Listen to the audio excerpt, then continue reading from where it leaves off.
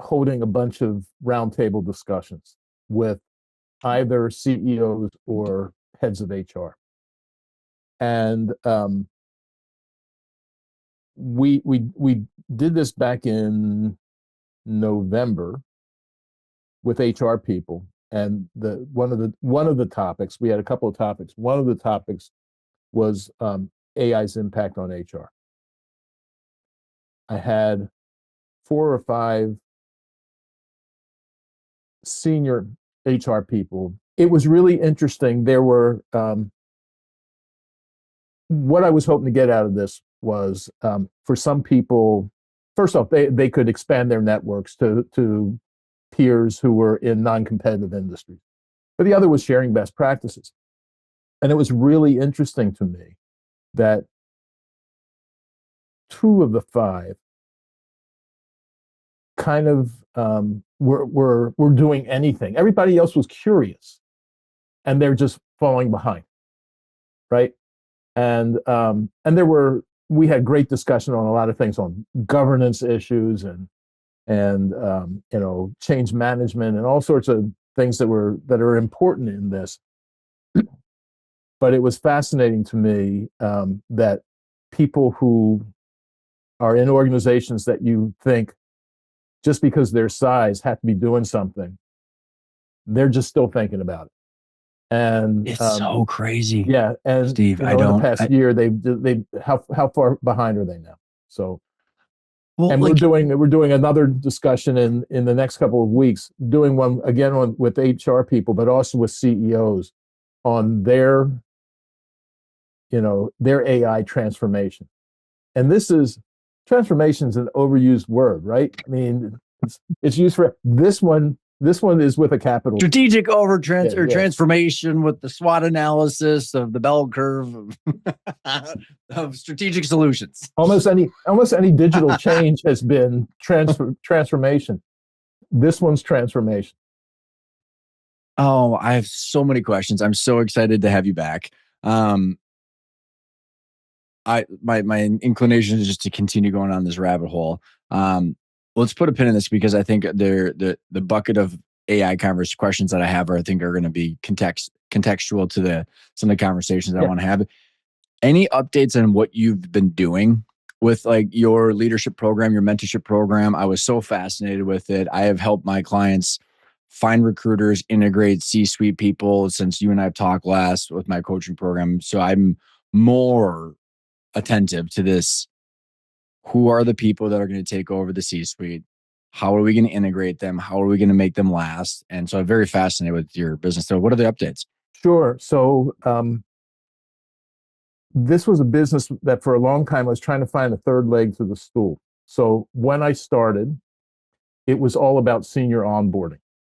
And that was in large part because it was a pain point for me personally, right? My last corporate gig, I lasted a year and a half. And after that, I kind of swore off corporate life. And it was a bit of PTSD, and I did a bunch of things in consulting. And I was kind of, in the back of my head was always, what went wrong? What could I do to fix it? So I developed IP around executive onboarding. And I had clients who said, well, do you do anything else besides that? And I got tired of saying no, right? So eventually it started off. Sure. What else? What are you looking for? It started off, and it was nice to have this tight focus to start with, but then it became kind of tedious. So we had I built out a toolkit on leadership development, but really with an eye towards promotion readiness. So if you've identified somebody in succession planning and you're saying they're going to be ready in a year, what the hell are you doing in that year to get them ready? And so that's something that we started working on. And then I stuck my toe in DEI. Well, that seemed like a good idea at the time, right? Did your toe get smashed? It hardly got wet. I mean, put it that way. And it became kind of clear when the mentors that I had brought on who were DEI experts are trying to redefine their own business. Yeah, it's time maybe for me to do something else there. And I came up with something, and it's morphed over the past couple of years. So I started realizing there was a large group of people out there um, who were no longer they're at a point in their careers where they're not necessarily motivated by a promotion. Mm. Well, Yeah, interesting. okay. Yep. You're the CIO of a company. Where are you going to go? You're probably where you're going to be, and trying to decide whether you're comfortable in that spot for as long as you want to be in that. Um, and I found a lot of these people kind of start going on autopilot. And so the question is, what can you do to reignite their engagement in the organization? So that was one area that we've gotten involved in, and it's it probably has the biggest potential audience, but it's also less urgent than onboarding or you know Yeah, promotion the triggering preparation. event is like a slow boil versus yeah, I'm Very much tracking. so. So we're but it's a big issue, and it's an issue for people who are starting to see folks who maybe aren't giving it their all, and what can you do, particularly when they're in important roles. So we started working on that, and then there was like another phase, which was okay. The last couple of years, somebody's got retirement in their sights now, and they're still on the job. And what are you doing now? It becomes, as we've been working with on onboarding, how do you offboard them? What does it say about the culture of the organization? How do you share the institutional knowledge that this person has? If I can make a plug, um, Minnesota-based guy Ben Bomar is doing fabulous work in this area. Oh, cool. Lithius Group is his business on how you retain, celebrate, and share institutional knowledge. So maybe somebody for a Yeah, that sounds fascinating. Yeah, future yeah. podcast. So, but there's this area really of getting people to start financially, um, emotionally thinking about what's life going to be afterwards, and how can you do that preparation and still be effective in the job that you've got. And maybe for some people it might be you're serving on several boards.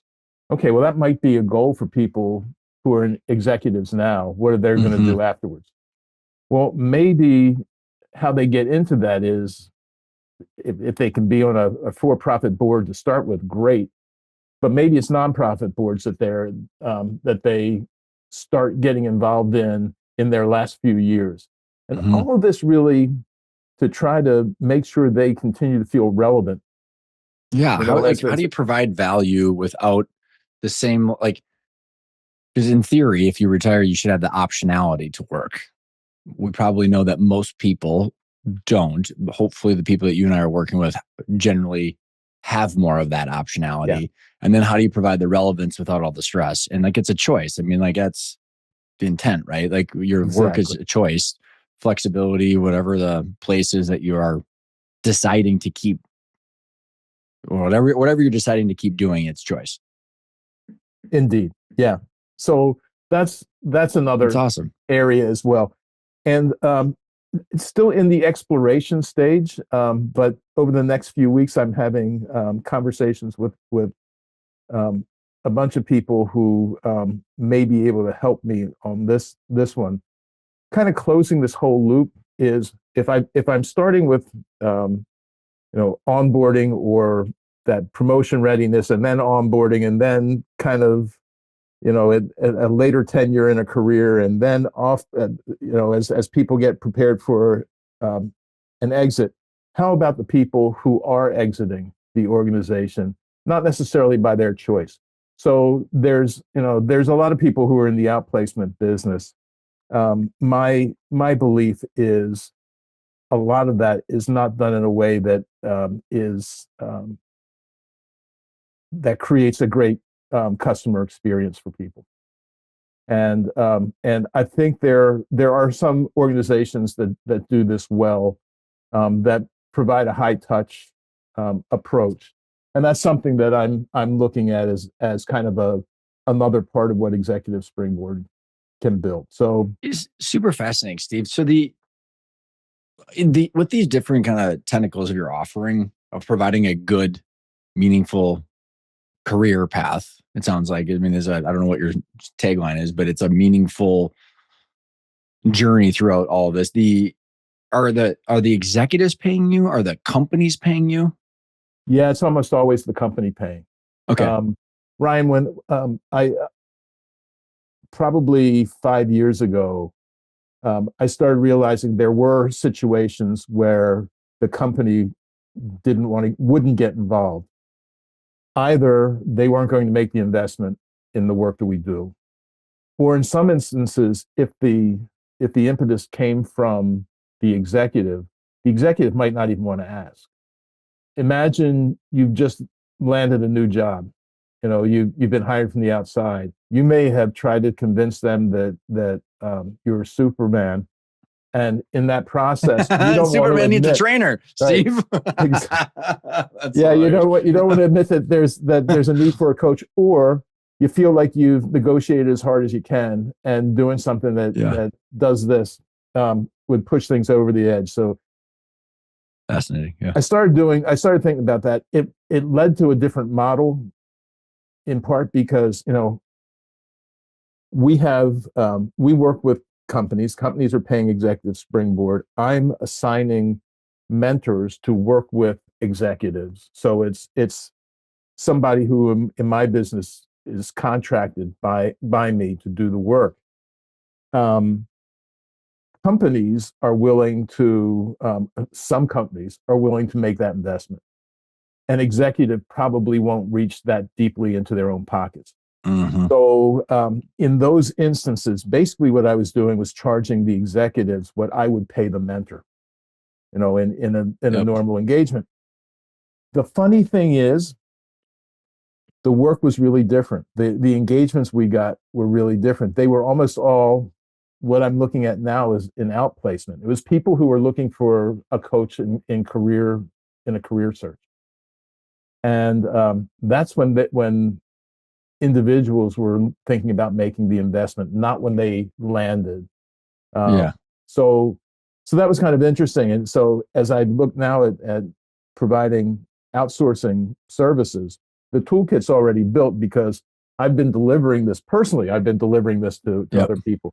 Now I'm looking to turn this into something where it's again the third party. It's mentors who would be doing this, or in some cases, people who are professional career coaches to be doing it. I'm so excited to unpack a lot of your areas because I'll frame this up, Steve. So, with my clients, which I think are slightly on the lower scale compared to what you're working with, so I think helping to understand the type of clients that you're working with, and the reason I think this is so important because I'm trying to extract best practices from what is the gold standard for these different programs. So, like one of my 9 modules that I was showing you about before we hit record is leadership and understanding how to build out the leadership team after we've come up with an owner's boardroom playbook. We have an actual machine that is very clear. And I categorize leadership, Steve, into there's the CEO bucket, then there's CRO, someone who's responsible for revenue, the COO, who's responsible for margins and gross profit, and then the CFO, who's responsible for cash flow and EBITDA. Okay. That's just kind of there's 3 buckets of the income statement. And like there's just a natural way of saying, okay, I know that the smaller size companies, call it like 5 million to a couple hundred million, privately owner operated. This is an ideal to strive for. We can't get there tomorrow, but what we're trying to do is build escape velocity. Is as we're growing and as we're reinvesting, we're doing it Yeah, in light. that's the goal for scaling. Yeah. Yeah, it's like how are we going to actually continue marching towards that North Star? So, leadership has become a crazy point of the conversation because of the boomers that are retiring, trying to figure out how to, because a lot of my clients are trying to keep their companies or have optionality so they can actually run it from the boardroom without the job of the CEO. And so they're collecting their income through distributions while keeping a line of sight of the valuation. So there's all these things going on, but at the end of the day, we need a C-suite Yeah. and a leadership team that can actually execute this, finding people that can think, finding people that have intrinsic motivation. Where the hell are these people? There's so many problems, or I should say opportunities. And so, I've had executive recruiters on, people that have different forms of leadership programs or communities trying to help us identify where are these people, how do they think, what equals success, because the leadership team I think will be the unbelievable competitive edge as the boomers retire. Here's the thing that I try to think about in my work. Um, you hire a search firm to find that great candidate for you. They can do that. They'll find somebody who has all the requisite functional skills. They can test their way to see about the leadership skills. Um, they may do things to take a look at and try to assess cultural fit. Then there's what happens when people get together. And it's, businesses it's a human invention, and how these relationships work is something that's not necessarily all that predictable. And it becomes kind of, that's really the thing that I see when things don't go well. If somebody has trouble developing those relationships, getting all the pieces of the culture right, understanding the politics that they walk into particularly when they're new, because when you're new, you're the least politically savvy person there, even if you have more stripes on your sleeve than other people, right? So Like, you have to, who has what say, who gets the favors, yeah, like all of it, right? yeah, and it's there are the situations that happen all the time where um, people know in an organization, those who've been there understand the levers of influence, and Mm, and that new person doesn't necessarily. So there are landmines that are laid out in front of somebody. People in the organization don't necessarily make nice with that new person, or even the person who got promoted in the organization, and is now their peer. That's a really interesting relationship that doesn't get talked about a lot. There's hmm people talk about, how well, I used to be kind of like the captain and now I'm the manager, right? or Um, or like or the job that someone gets was posted, someone thought they were going to get it, and now someone externally got it, and now, like, who's that person's job that I took? Ryan, I call that passed over and pissed off, and it happens. It All the time. happens almost all the time, and it takes up an enormous amount of that leader's time trying to figure it out, trying to make it right.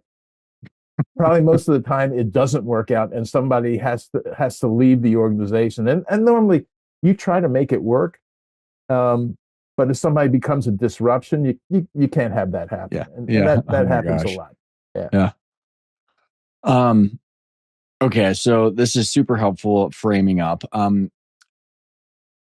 What are the type of, like, what are the size clients that you're working with? And like, what are, like, who are the type of leaders and the domains, pay scales? I'm just kind of curious to frame it up for the listeners. We've got businesses ranging from, I think, about 20 million. We've done smaller than that, but right now clients are from 20 million to probably 8 to 10 billion. So it's a broad range, and for me, What's like the bailiwick? now maybe after this discussion you can tell me where it should be. We're really agnostic by industry. For a long time, I tried to keep away from industries that had their own sui generis functions in it. So because I was concerned that maybe my mentor team of over 100 people wouldn't necessarily, if there's a function that seems to be only within one industry, that might not be a real efficient way for us to be Hmm. working. As time went on, you know, I wasn't going to turn down the requests that came. Yeah. So we've had that. We brought in somebody who was a chief risk officer at FIS. We we brought in somebody. We're bringing in somebody right now who's got DC experience in medical technology. Why? Because People kept asking because for. we have somebody who asked for that. Yeah, yeah. No, I'm trying. You're Yeah, seeking, you're matching the opportunity. That's what you're doing. yeah. What are the most common, like? Does the CRO, CFO, and COO and CEO kind of framing make sense from your, like? What are how do you view about that? Yeah, I like that, particularly in the smaller companies. And I think you've got it right on the size of that. And it's I've seen other models. The EOS model would have their own thing between a visionary and an integrator. Um, but I think the role of the CRO, CFO, and COO, as you spell it out, it's There's it's three buckets of the income statement. This it's is the way I look nifty at to it. how yeah it's nifty how that works with the income statement. So that's It's yeah. like, I don't know. It's like, as people, it's math. It's not really argue like, and like the point of identifying it like that, how I landed there, Steve, was like, if we want to truly create leverage to get out of the operations into the boardroom, you need to know where the leverage points are and say, well, we want one person responsible for revenue, one person responsible for margin, one person responsible for cash and finance, and then the CEO is responsible for all three of those people. I mean, like, and Right. obviously, like, size company, you got like a lot of different variables. You can be, you can you can drift from there, which is okay as long as it makes sense. Yeah. And like somehow it all lands in the income statement. So um, I think before we, because I'm dying to hear like what's chattering between, or what the chatter is on AI, like boomers, the next gen, like the different industries, all that kind of stuff that I want to get to. But I think it'd be important context for the listeners of your definition of a mentor, how your business works compared to like coaching and consulting, because I think it's so fascinating how you framed it up, because I think it's solving a very unique problem. Yeah. Consulting is more different, I think, than the difference between coaching and mentoring. And we we do a little bit of consulting, kind of again a People ask client. for it. Just kidding. Yeah, a client who said we had a conversation with somebody. He was introduced to me. I'm talking about how we might be able to mentor him, and he he's got a family business, and he said, I'd love to have a mentor, but honestly, there are some issues with my business right now. And I'm like, Steve's thought bubble is, okay, here's where I get blown away. I get blown off. He said, I really need something that's somebody who's more involved in the business than what I think a mentor would provide. And that was kind of cool. And one of our mentors, who has been a CFO and has been a president, is working with them. For lack of a better term, I'm calling him a mentor, but his work is really consulting, or Some doing. he's kind of an embedded member of the leadership team at this point. He's been working there for Yeah. for several years. So we get that. In the if you think about coaching and mentoring as opposed to consulting, the coaches and mentors seldom tell you what to do.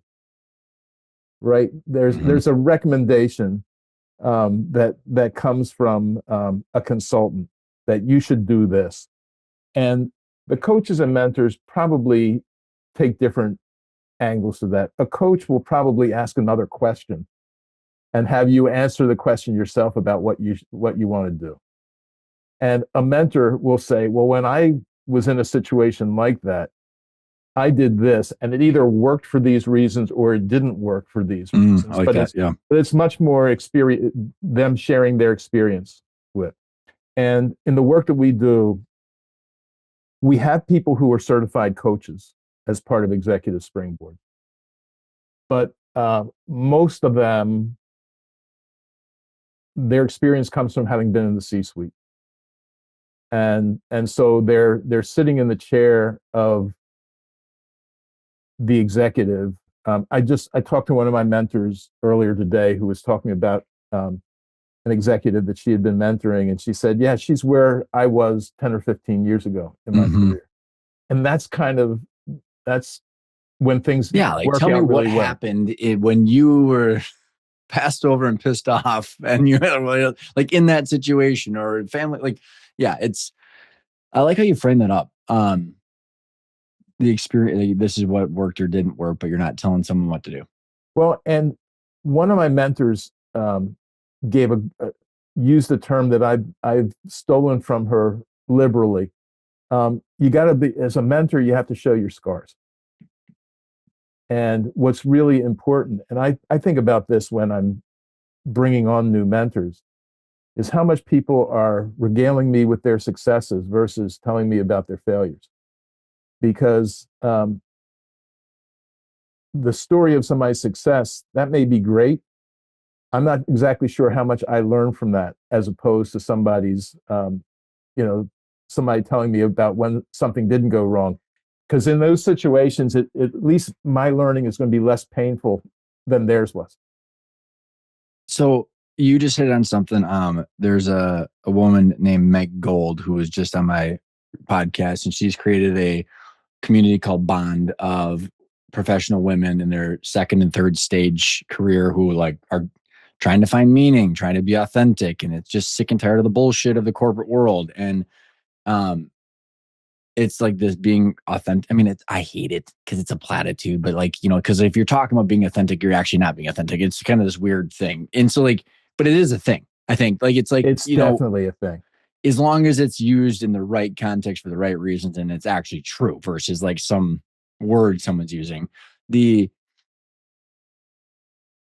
the skill that a mentor has to have to be vulnerable and actually be authentic is probably your job to make sure they're the right people, because when it works unbelievable. And I think people are yearning for that, and like yearning for the authenticity, yearning for someone that's willing to be like, I screwed shit up a lot and here's what I Yeah, did, versus like yeah. it's all perfect, Steve. No, it's absolutely right. And a lot of people, it takes a while to build the rapport. But part of what we try to do with the experience that a mentor has had is it creates credibility, and it's sort of like, yeah, I've been there, and even that I've been there helps somebody realize they're not alone. They're not, Mm-hmm. they're not discovering America. Other people have been there Exactly. before, right? And I think that's a really important part of all of this is kind of that the security that comes from the fact that no, you're not crazy. No, this does happen. You're Mm-hmm. facing this a situation that lots of other people have faced. As a matter of fact, I faced it, and I fell down and had to get back up and whatever. So that's all really kind of the part that becomes important. And when the mentor can do that, they're making themselves vulnerable, which models the whole relationship we want You to know, what would be try to have. super fascinating, and I might be jumping way too far ahead of to like solution building here, because I'm just so Go fascinated in for this it. topic. Is so okay. Here, I'll frame up kind of the spectrum of things that I'm seeing with my clients, and one of the issues that I'm trying to help solve. So I would buck myself. So it's a coaching program that I've Mm-hmm. got. So again, I don't tell, I probably blend like what I'm doing is a blend of both because Yeah, yeah. I've eaten a lot of crap, but also the coaching program is what I'm trying to grow, Steve. And it's a playbook. The playbook sets the kind of the standards. Like here's how the game of business in the boardroom works. Then there are like the positions of the CRO, COO, CFO, and then there's all the nuances and the synchronies of like the different people and the different companies. But like, hey, here's the standard. Then we got to figure out, okay, like here's the goal.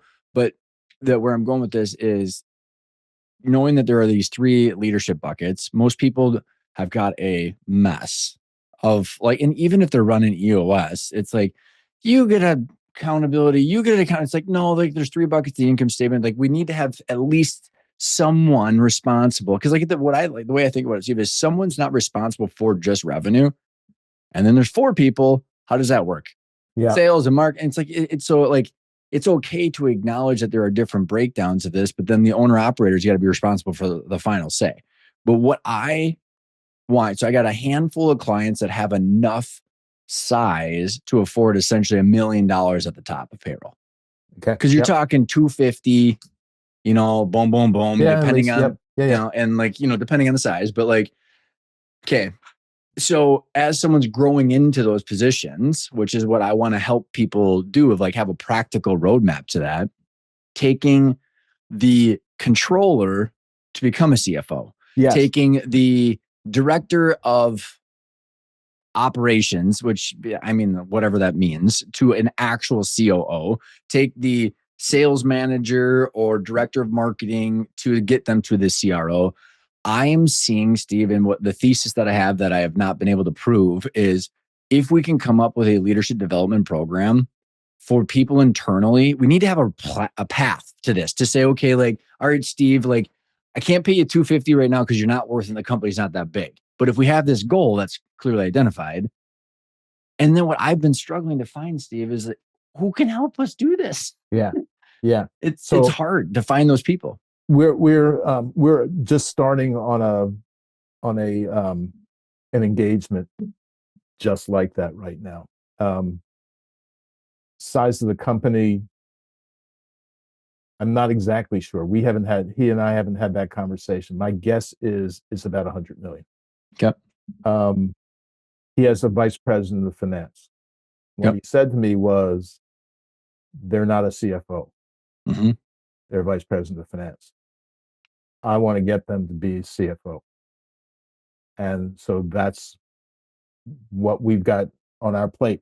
And so we have four um, mentor candidates in front of the vice president of finance for them to make the decision on, you know, which one of these is a person who I think I can, I understand how I can grow from, How are you balancing the technical ability of those mentors versus like the people, political yes, acumen? because it may be a little different in this situation. I don't think it's a whole lot different though. Generally, the skill set is already baked in at some level way below the sea level. And now it becomes much more about leadership, about presence, about how you are interacting with the board. You know, in this case, I think part of it is going to be not necessarily the not necessarily the functional parts of finance, but lifting your sights a little bit and thinking more strategically about those levers and Okay, so what is that going to mean? Because that's where you can partner with the CEO. And if I can make a comment just between mhm. the CRO, CFO, COO, I think that's I think that I get that and it makes a lot of sense. I would also include a CHRO because I think often a CFO. What are you talking about? They're not the chief culture officer. No, they're not necessarily. They may be, but Wait, open goodness, enrollment yeah, and okay. 401k TPA. Yeah, Listen, yeah. in a lot IT. of successful organizations, we had this recently. We had a somebody who had been identified as the next CEO in an organization, and we were brought in to mentor that person, get them ready to be the CEO. Then he becomes the CEO, and the question is, now he's got the crap that we were telling him about. It's flying at him in real time, and he needs to bat it all away. So he's like, I want my mentor back to help me through what's now an onboarding process. And then things start getting a little bit easier. You know, and he starts finding his groove, and he then says, you know what, I'm past that. but this guy is my advisor. He's my trusted advisor. I want to keep him in, and maybe the cadence isn't as much as it's been in the past, but there's a value that I have from having him here. And one of the conversations early on was the mentor, Mark, saying to the executive, Mike, the two most important people you're going to have are your CHRO, your head of HR, your head chief people officer. I think that's what he's ended up calling the role, and your CFO.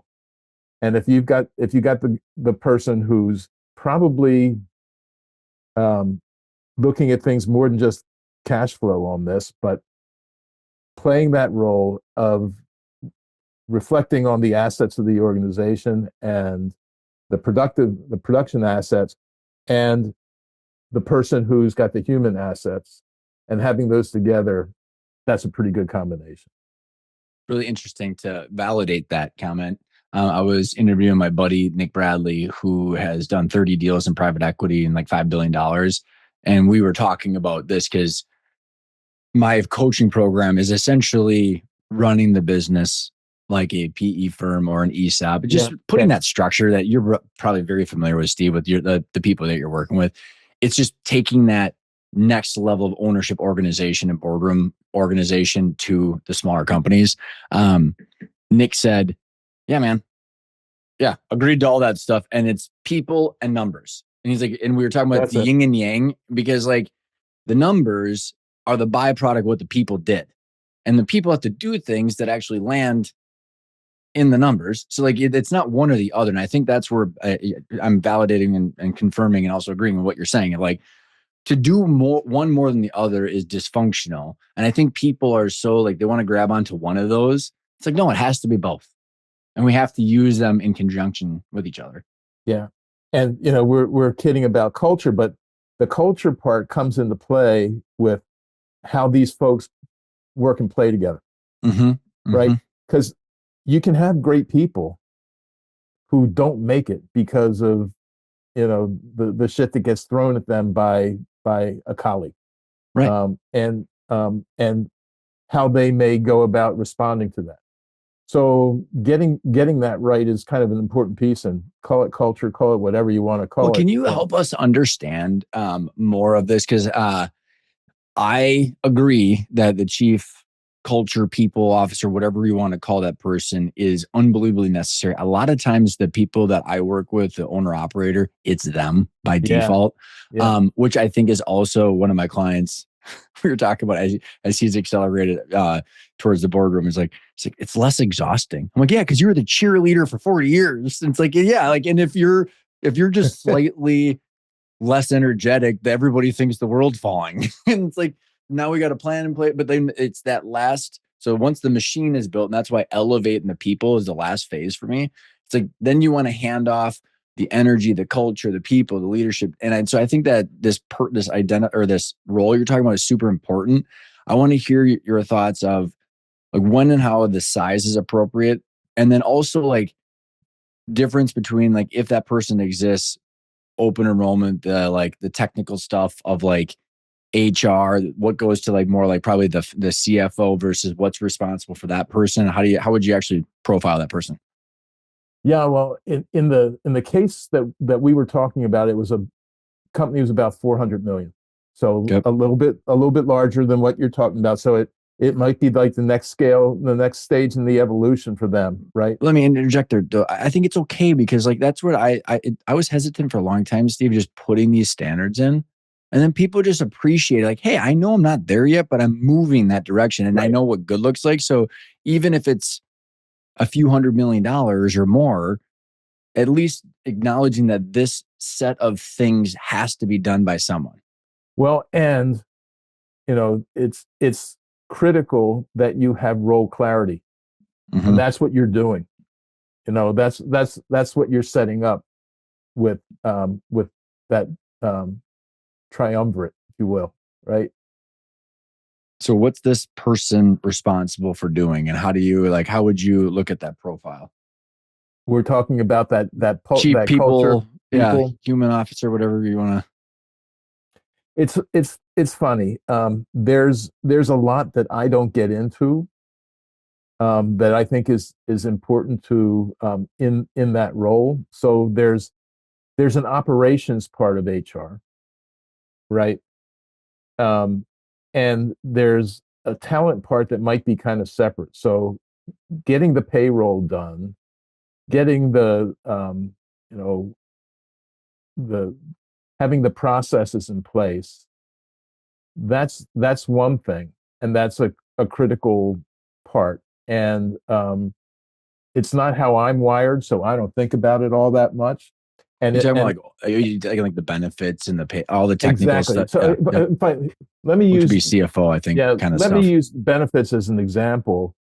The in an HR organization, the person who handles the benefits is often most wired like an engineer,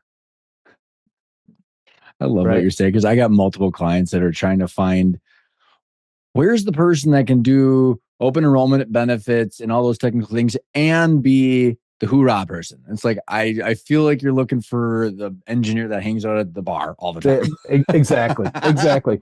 And and it's a lot of those people. That's what they love to do, and God bless. uh, if listen, my career was in corporate life was not in HR or it was in marketing. I've been close to the HR function for like the past decade, doing what I'm doing, and I think about there are, you know, you might see the same thing in like IT, where there's all the stuff that is the background stuff, the maintenance stuff, and then there's the transformative part, Like the AI stuff that we're going to get to. the Yeah, right. the AI stuff, and um, and the CIO is in charge of all of it. Mm-hmm. Part of it's sexy, part of it's not, Mm-hmm. I like and that a that's lot. Yeah. right. And I think that that's what happens to some degree in the HR world as well. So you've got people who are doing the who need to do the comp and benefits, who need to have the HRIS systems, all of that stuff. It's critical to keep the lights on.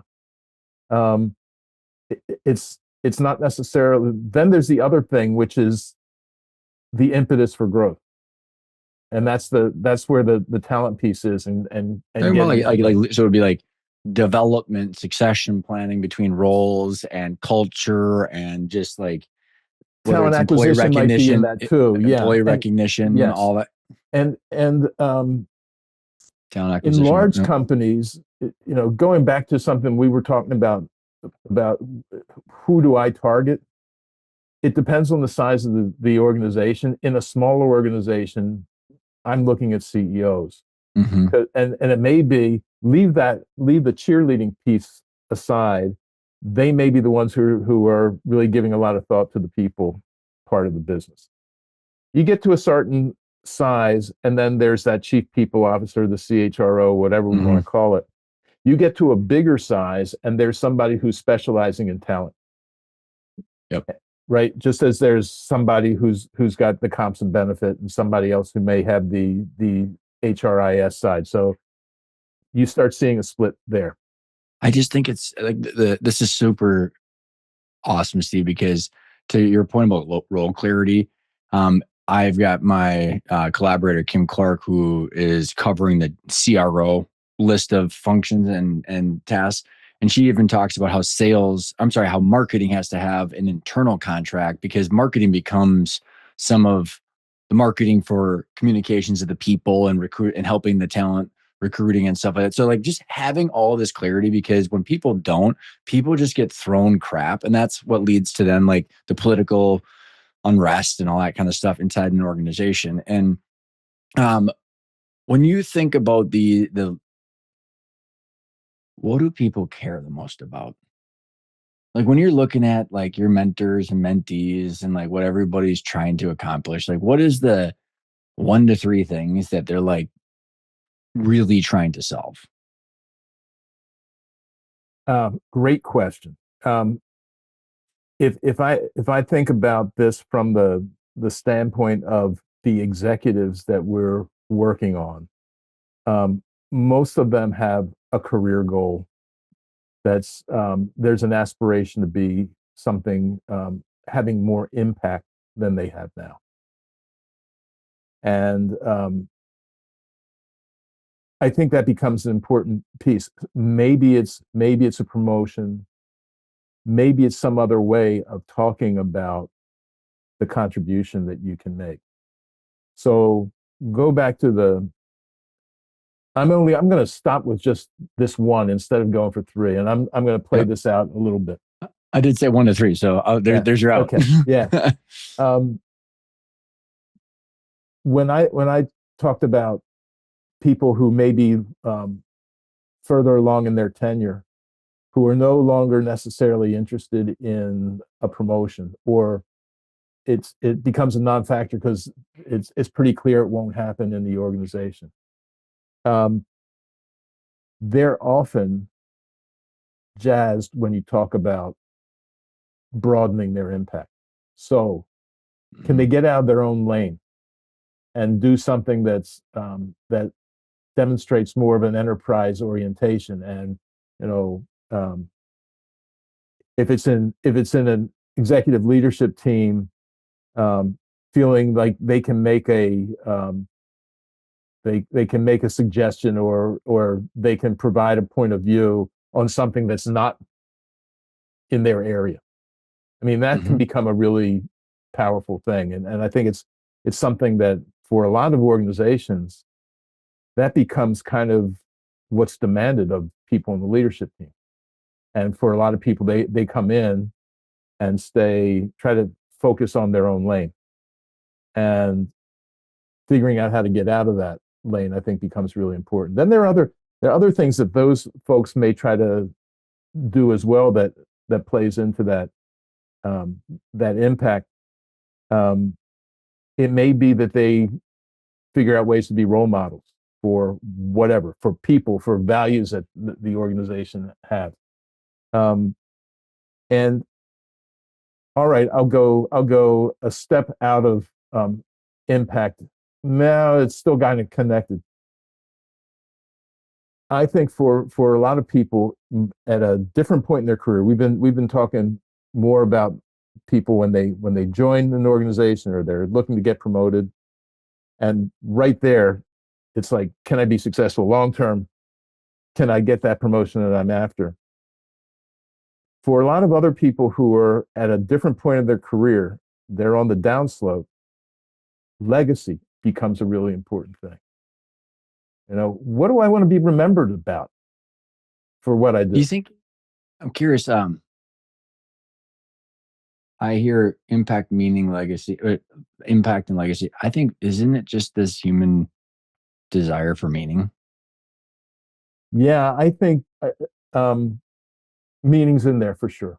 Yeah, and I've heard people talk about kind of a few things that are critical in the work they do, and what makes them. And Gotti has talked about this as kind of like the nobility of work. Can you find meaning? Can you find dignity? And can you find community? You ever heard of So ikigai? I'm sorry. Ikigai. It's a Japanese Yeah, term. yeah, yeah, yeah. Yeah, it's kind of like that, right? Where you got, what is it? I've literally got a post right here. It's what you love, what you're good at, what you can be paid for, what the world needs. What the world needs. Yeah, Yeah, yeah. yeah. And what a shame that the English language doesn't have a word for that. it's But it's we can use the Ikigai chart to try yeah, to lay that yeah, out yeah, for sure. yeah. Yeah. Um, what I think is so fascinating about this, because by and that's what I was gathering from my conversation with Meg Gold. Like, hey, Mm-hmm. we're just striving for a place to be ourselves and to have meaning and impact. And then, like, providing a reasonable, clear path, and then providing someone with a listening ear that can help them because they've been there before, is just such a meaningful line of work that you have. And I look at, like, what is so like every one of my clients like the biggest challenge is like, how do we build this next level bench?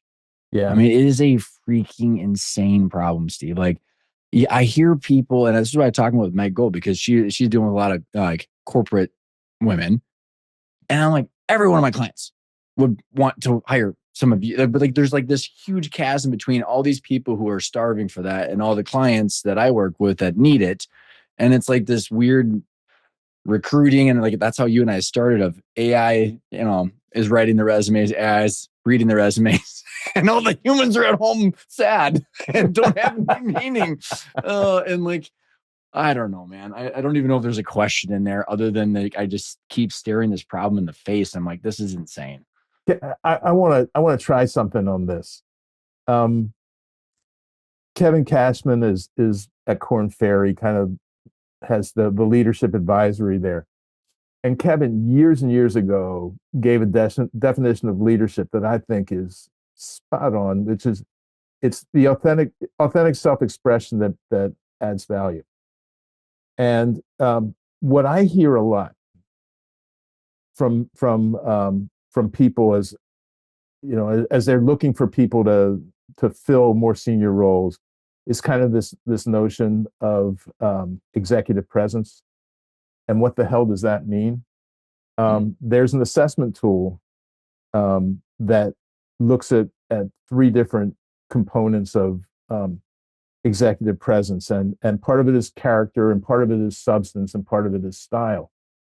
And the character ties into that authentic self-expression that Kevin talked about, and the substance talks about understanding what adds value, and there's that, and then there's style that kind of crosses over this. Hmm. People try to change their style to enhance their executive presence, and in the process, they lose their authenticity. Isn't that the truth? Yeah, And everyone knows it when it's happening. yeah, yeah. That's what I mean. Like, it's like, and the person knows it because they can feel it, and then the people around them can sniff it out. And then it's just like, and it's just, I have an allergic reaction to all of that, by the way, which is why I'm professionally unemployable. I think that there is something on the style thing, and it can be learned. And as much as anything, it's just don't make an own goal. Don't mess yourself up in this. Yeah. You know, Well, I think you're highlighting what I would say is like the case in point for a mentor. So like like uh like what I decided to do, and I'm just self-reflecting with the people. Sorry for everybody listening. And like I'm like wildly open to change, but I need it to be on my terms, yeah, which I think is probably a normal human situation. So like with my style, like I just want to be in that, like what you summed up is like, because it just makes me feel better. And I feel like other people want that too. And like it took me a long time to realize I think that's the case. Other people just have a way higher tolerance for that misery than I do. And like I was willing to make ridiculous financial sacrifices over the years to make sure that I just could, but that could avoid that boxing in feeling. But then I listen, I mean, like I can't hide from the comments on the podcasts and YouTube. sure. So then like it's like, and then I'm like, oh man, like I interrupt a lot. Maybe I should stop doing that. But then like to what extent? But I think it's interesting how you framed up those three things, because I want that for people. And when I walk into a boardroom and I look at executives, or I'm talking to people at a company, Steve, it is palpable. The people that are in their flow zone and in those three things, because I could feel the energy in a company, and you can feel it, accelerating forward. And you can walk into a company and you can feel the vacuum of soul sucking.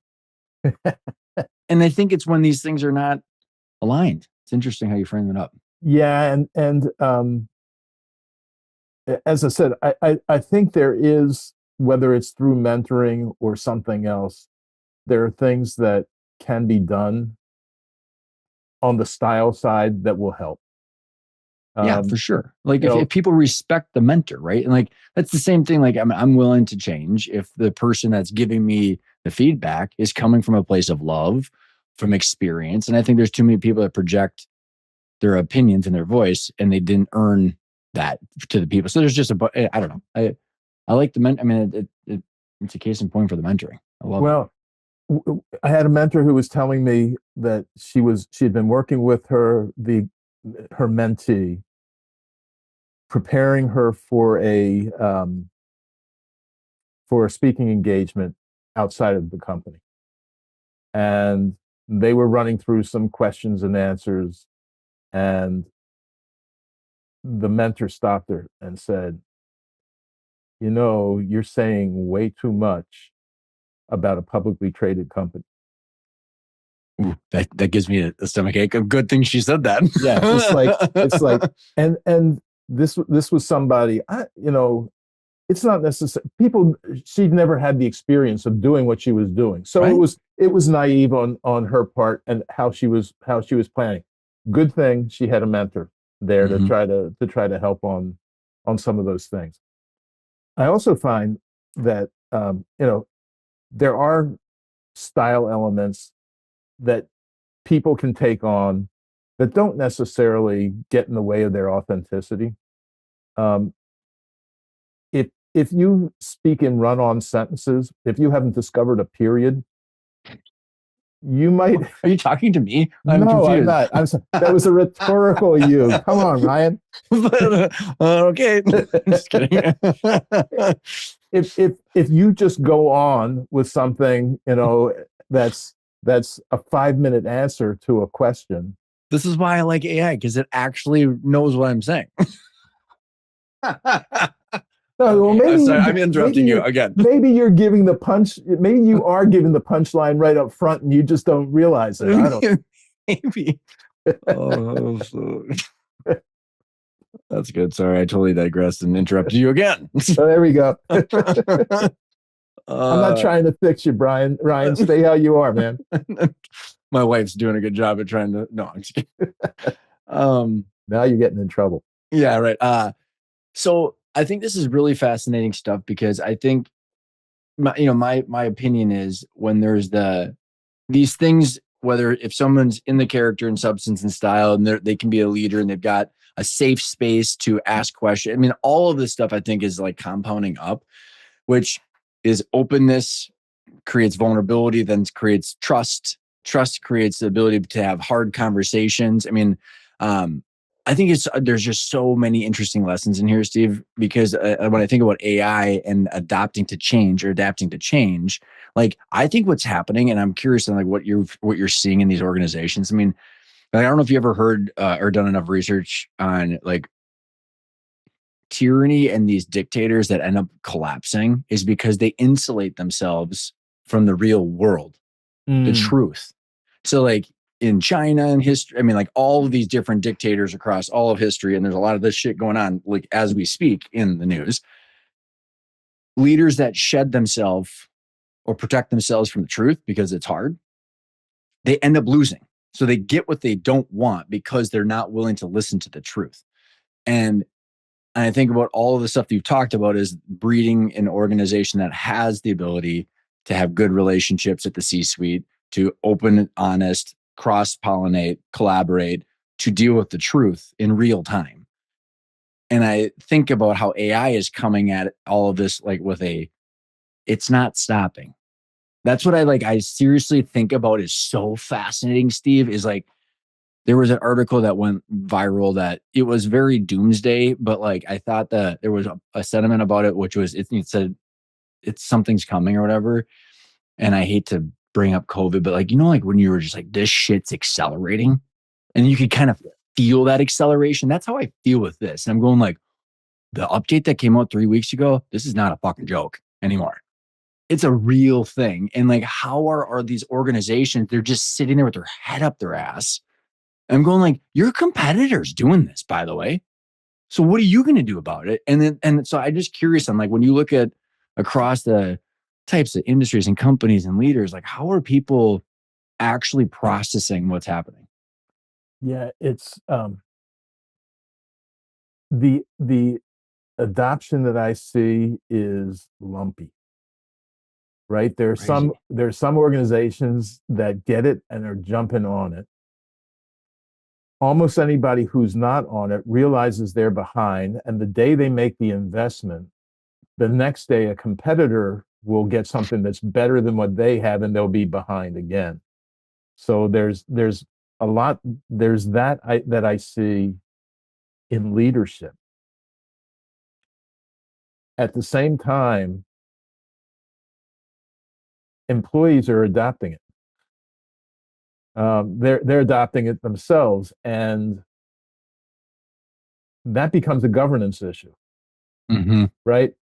If you haven't decided what platform you're going to use, and so your folks are out there doing something, We're just going to upload the customer client list to right? GPT and see where. It's the Wild West. Yeah, I It's know the it's a Wild bad West, deal. and that's I think that's a big thing that everybody has to get into. So you got to get in the game, and the organizations, uh, a lot of the organizations that we work with are they're not, they haven't made the jump that I think they need to They make. know what the jump looks like. Maybe not, maybe not. Is there career risk fears with these people? Like what's holding people back? I'm that's maybe a better way of framing up the question. Um, it's another thing about maybe discomfort with technology that they've always had, or something that has to do with change. I mean, there's this, a part of this to me is, you were talking about cheerleaders in the HR side. HR can play a huge role in this because it is a change management problem, and or issue or opportunity, what have you, and getting people to get on board, getting people to buy into this is a big deal. The first thing is you got to get the leadership team on board. If you read the book The AI Driven Leader, I have not. Jeff Wood's AI Driven Leader, I recommend it. It's a Okay. year old now. I think the book has a lot of first principles in it. I from working with and providing a board level playbook, which is the judging rule is free cash flow. it's it's like gravity. It either is there or it's not. You can't. I mean, maybe Oracle and OpenAI can do the financing receivables to pretend that they have all this revenue that they don't actually have, but like free cash was either it's binary. You have it or you don't, and it's Right. based on the Yeah, yeah. valuation of the company, and you have to use that money to pay payroll, reinvest, or pay your taxes. And so I say all that because when the OpenAI or the AI driven leader, and I vehemently agree with Jeff, is this is a ownership CEO. Like people are trying to push it off on their IT director, their HR person, their finance person. Because technically, the way I look at it, Steve, it's like electricity. Like all it's doing is getting us to our goal faster. Yes. We have to know what the goal is. And I'm seeing that most people don't know what the hell they're doing. They don't have a clear goal and they don't know how the things work. And everybody's just fumbling forward. So like everybody's, it's just fascinating because it should be spread across every part of the organization tied to more free cash flow. Well, and it's interesting. Two things I think have been happening at the same time, which have added to fear. So organizations are being rewarded for investing in AI. Organizations are being rewarded for delayering and reducing headcount. Some people are conflating the two and saying we're going to, and yeah, in a world of limited resources, it may be that money out of one of those buckets ends up in the other. Um, Almost everybody I've talked to in AR and in HR leadership capacities are really seeing this as an augmentation tool, not a replacement tool. And there's this unfortunate thing that these two things are being looked at in a way that the message can easily be AI is going to cost you your job. Well said. And I'll add to that is like, so my clients are real people that do real shit for the real economy. It's not we lose money raising money for a SaaS company that maybe will never make any money, but it's worth Right. $2 billion. And so it's like boiler businesses, commercial cleaning businesses, like low voltage installation, moving companies, auto, and like it's all just real stuff. Like AI is not coming from any of this stuff. Like I think what's going to be super fascinating to actually put an exclamation point behind your comment is for us, it's like we can now actually grow instead of relying on consultants and advisors and all these other bloated costs that are out there. It's like what I'm doing with me and my clients, where I don't have to call up an attorney at $850 an hour or an advisor that doesn't know shit. And it's like, we actually can just get the information. And so I think the tech companies that are getting all the news are the bloated, overvalued companies that have the visibility and the limelight. But like, what about real America? I don't know. It's my little No, I think monologue. that's a really good point. And you know, the consultants are going to take a bath on this. The thing that I think it becomes really important is, and it also, I mean, what I think will happen in a lot of cases is um, organizations will make their choice on what platforms they're using, et cetera. And with that comes a decision on the bias that they want to have. Because one of the things, if you think about it, if you use ChatGPT or you use Claude, or can you use them? Can you be using both of them to see if you're getting answers that look anything like each other? Do you? How often is it that you're getting the wrong legal advice? Mm-hmm. Or they're just the wrong answer. Yeah, or the wrong answer. Right. Yeah. It's really interesting, Stephen, and this is I'm want to keep following this conversation point because like I think you have an interesting perspective on it. Is it's data. The people need to know what they're doing and what information they need. Like when like if we know what we're trying to accomplish, then we can get there faster. But if people don't know what the goal is or how because what I've like, let me say it differently. Like everything in a company is a byproduct of free cash flow. Everything. Yep. Okay. It's a first principle. We either have more cash in the checking account in 2030 or we don't. And that level of cash flow between now and 2030 is what yields the valuation of the business. And it's real cash, not fake shit. It's like real money. So like everything in the organization is a byproduct of that. So we can literally connect every single dot from every single thing on the revenue line, every single thing in the cost of goods, and everything in the single thing in the SG&A, and then all of the stuff that is the capital, the debt, and the taxes, and the cash flow and reinvestment. Everything's tied together. And so, like when I guess, Steve, it's just this fascination that I've had where people don't understand the connections, and even like very large companies are just fumbling forward for like decades. And now it's like, well, like, because it's $20. We can get on and ask the thing. And like, it's like, holy shit, this thing was like, I now don't have to talk to an investment banker now or an attorney or a commercial banker. I can like literally go in there. I built out an entire internal deal structure for one of my clients because it was like, we got the financials, we got the goal, we know how this works. And it's like, obviously we need to get everything checked, but it's like, whoa, what I think is fascinating, why I am just fascinated with your business model. It's like, we need more people that can think. Yeah. We need more people that actually know what they're doing, how the people and the numbers tie together into an actual cohesive plan, and then how to leverage down to get all their employees to do the things that matter. And I don't know where where do we find these people? I guess or like, how do we teach them up, or like, what do we do? Because the tool's $20. Yeah. That's the thing to me is, are you buying or are you building? And where are those people? Give some thought to whether they're already in your organization, and is it a new skill set that they need? I mean, one of the things that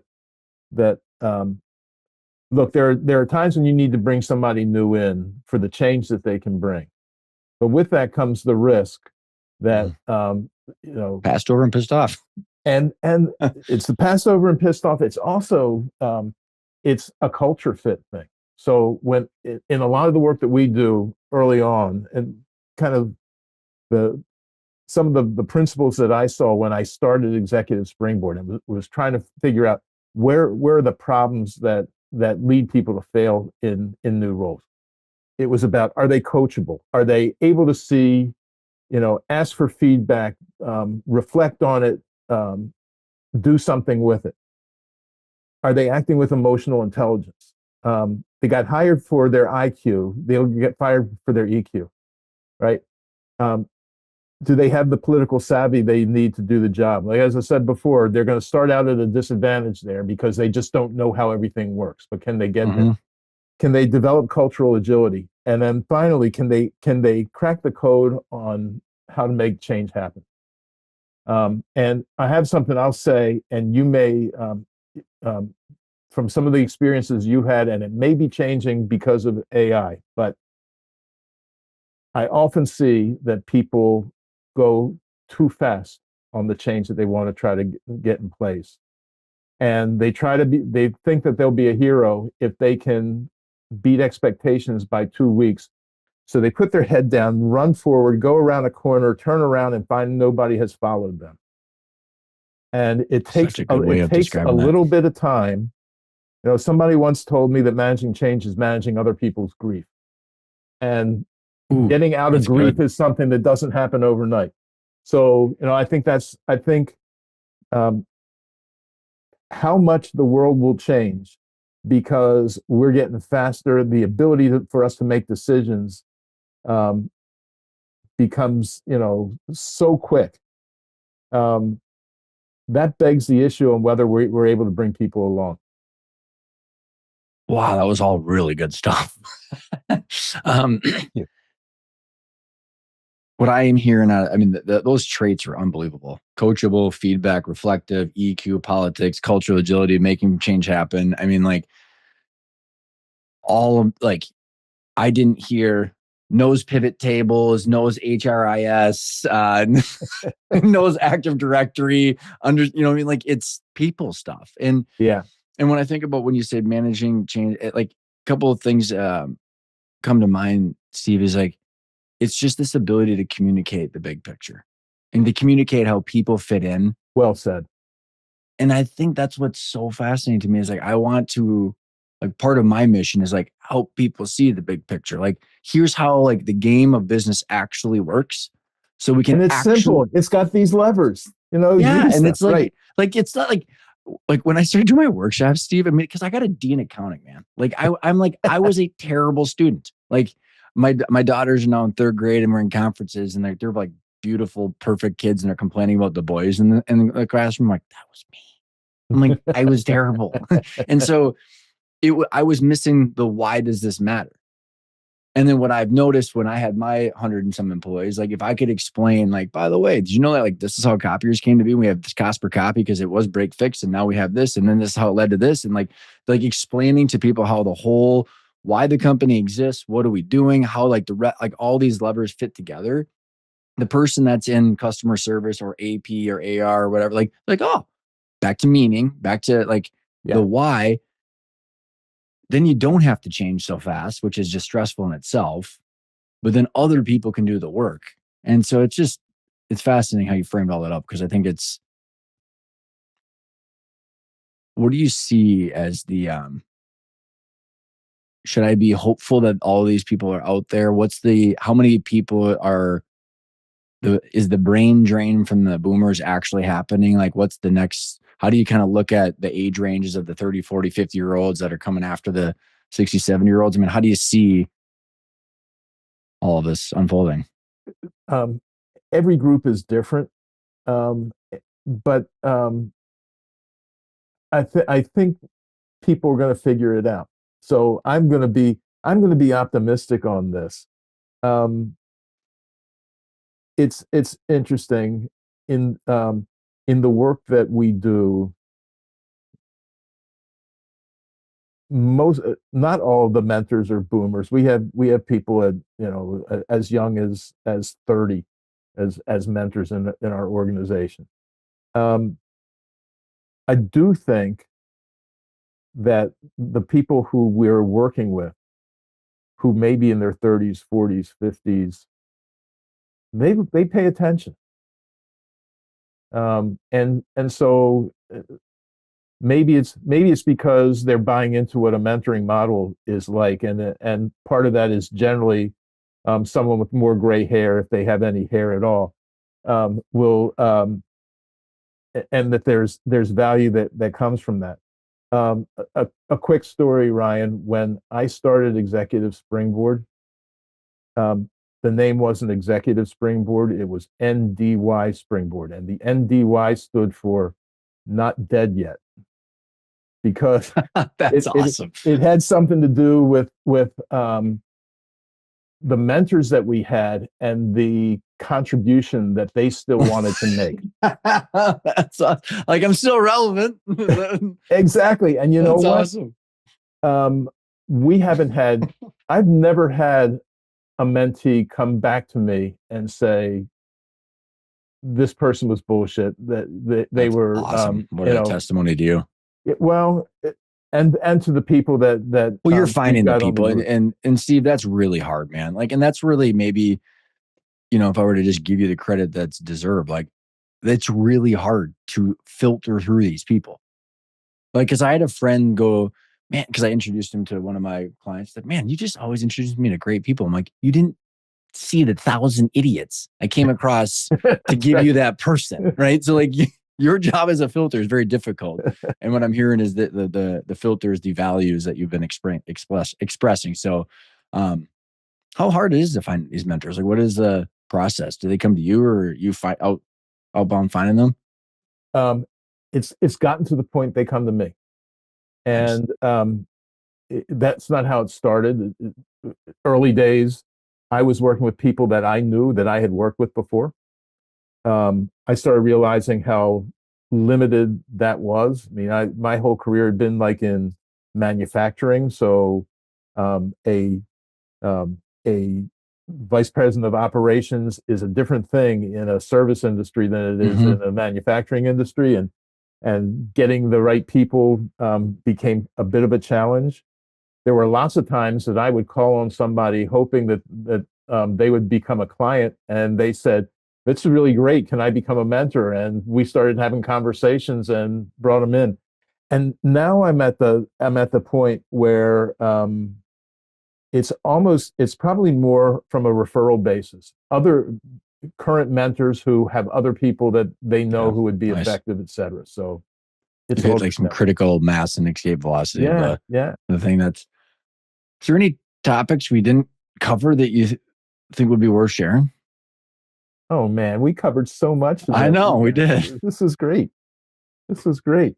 Um, I don't know. I can talk about what I do for fun. Yeah.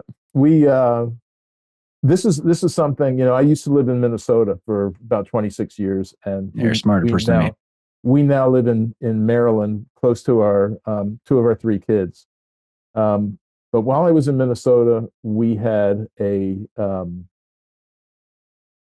kind of realized the middle of January, when you see a minus 15 temperature, you've got your street cred, get the hell out of town. We So had a we 3 week streak, Steve, this yes, winter.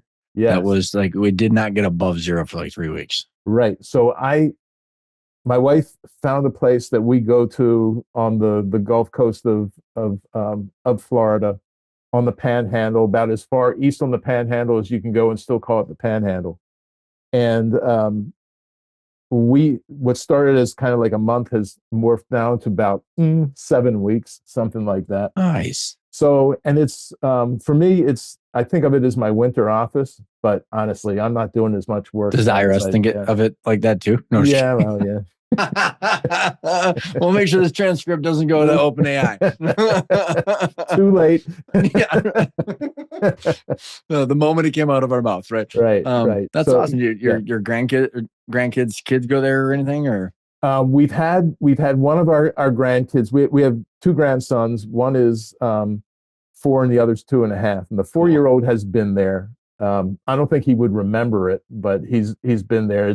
we're in a place that's like 2 hours from the closest airport, so it's really a Like, chore to yeah. try to visit, but we do find visitors, and it's a great experience. So. Steve, this has been so fun. So glad that you reached back out. We'll have to keep the conversations more frequent than a few I'd love years that, here. Ryan. Yeah, Yeah. because this is, I think I'm still bullish that there's some way to collaborate with our organizations because this isn't, there's the leadership team thing is a problem I'm trying to help solve for people. Well, terrific. And I think the same. I've kind of got this area that doesn't have any overlap with, oh, not much overlap with what you do. And so I think there certainly are opportunities for us to look at where we can Do some crossover. provide, yeah, some Yeah. some cross pollination. Yeah, for And sure. I'll put the Executive Springboard link in the show notes and everything. As a wrap, I got to tell you a story. Because you said it multiple times. You're like, well, my clients asked. You ever heard that story about the guy outside of a movie theater? So he sold pop outside of a movie theater, and people kept coming out to him and say, "Do you sell popcorn? Do you sell popcorn?" And he kept saying no. And he's like, maybe I should say yes. And he started selling popcorn and made a bunch of money. So I'm glad you're selling popcorn. Yeah, there we go.